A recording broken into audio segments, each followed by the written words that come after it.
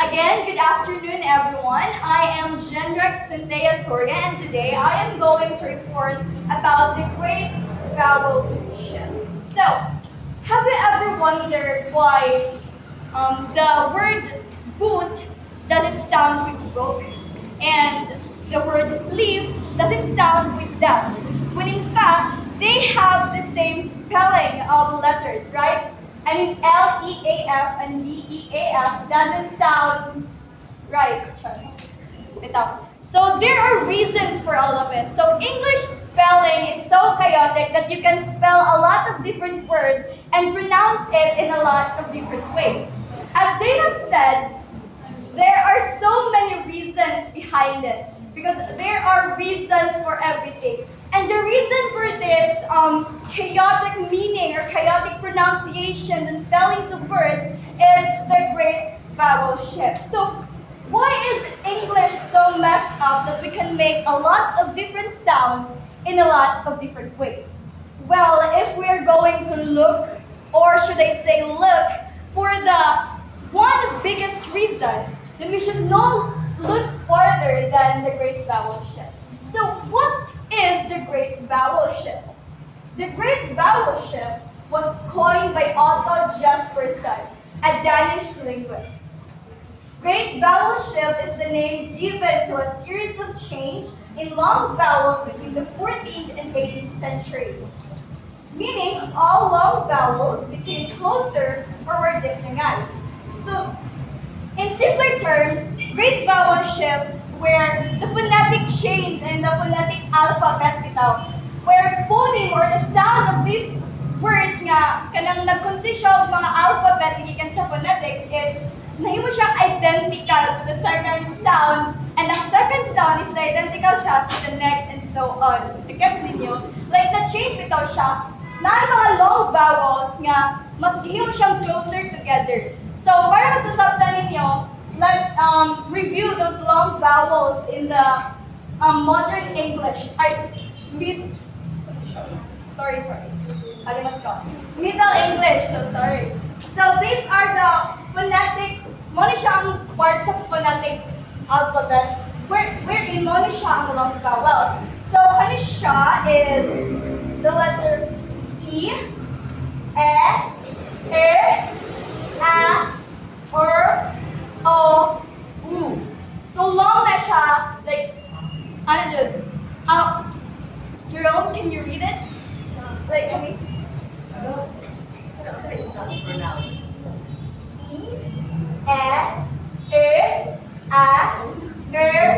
O, U. Okay, na siya nag-translate. Kanji. Yan na lang po.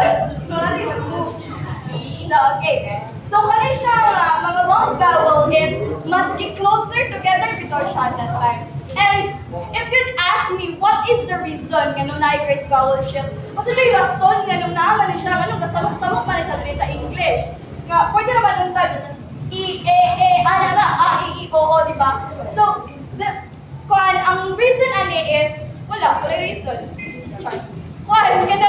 The reason is still debated until now. It is because of the fact that there are so many theories nga nagikan sa lahi-lahi nga tao sa lahi-lahi nga lugar kung unsa jud pamaagi sa great vowel shift, kung unsa jud agi niya nga nunaan siya diha.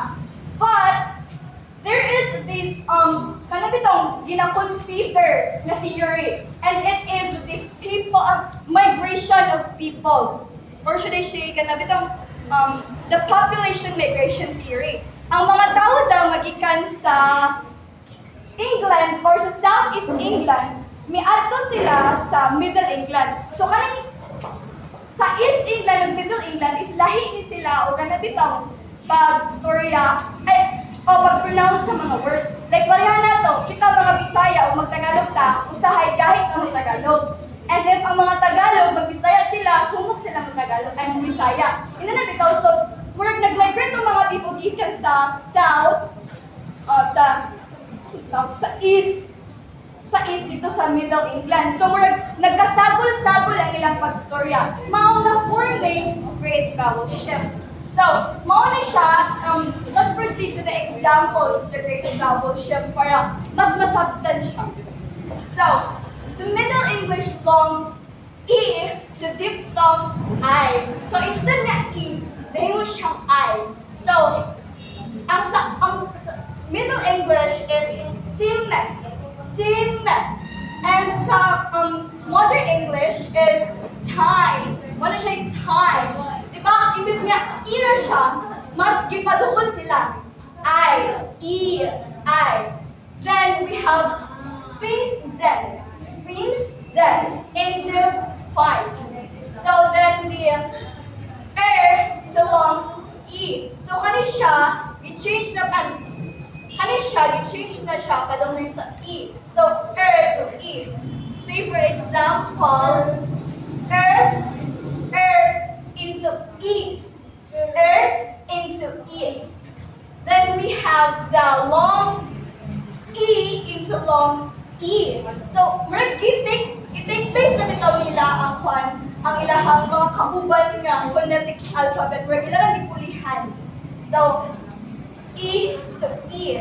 So, hippen into hip.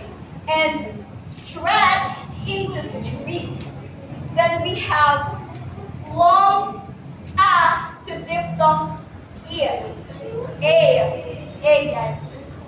A into A. Now, table, nahimo siyang table. And Megan, nahimo siyang make.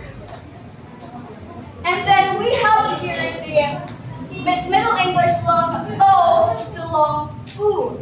So mon, nahimo siyang moon. And goose, nahimo siyang goose. Next one is the Modern English more often long to diphthong O. So, stern, nahimo siyang stone. And then open, nahimo siyang open. Open. And then we have long U to ow.